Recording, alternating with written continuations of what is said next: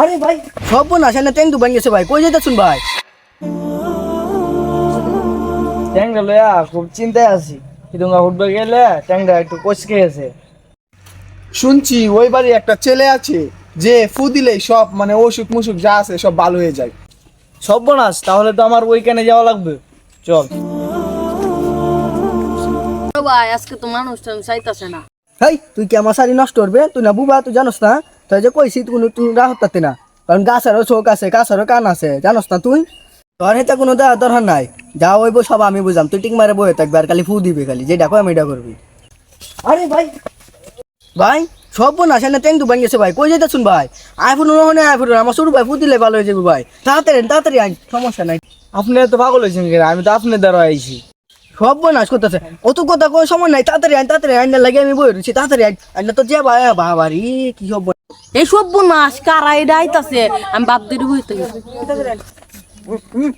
আপনি হাতে কি ইশারা দেন মে এটা?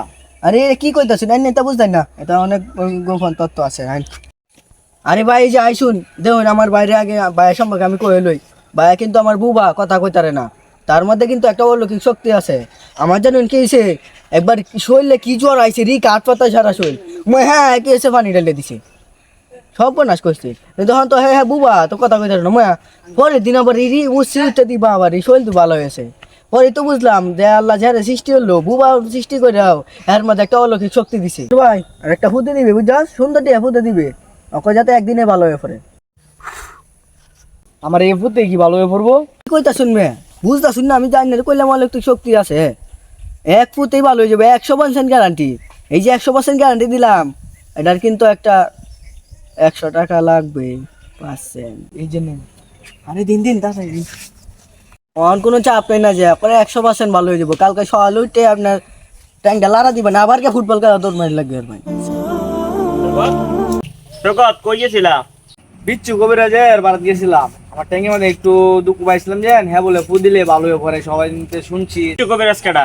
এই যে একটা সুডু সেরা যে ফু দেয় শুনছি, হ্যাঁ বলে অলৌকিক ক্ষমতা, হ্যাঁ নাকি?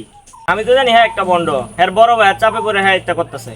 আর হ্যাঁ নাকি বুবা, আমি তো দেখছি সেই দিনও কথা কইতাছে বড় ভাইয়ের চাপে হ্যাঁ এগুলা করে। এগুলো তো একটা ব্যবসা, আর বড় ভাইয়ের ব্যবসা, এত বড় ভাই তো একটা ধান্দাবাজ।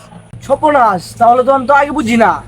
হ্যাঁ তো আমার এতে আরো 100 টাকা নিচ্ছি, বুঝছো রে? 500 টাকা দিলে একটু আরো ভালো দিকে দো মুখ করে দিব, ভালো হয়ে পড়তে তাড়াতাড়ি।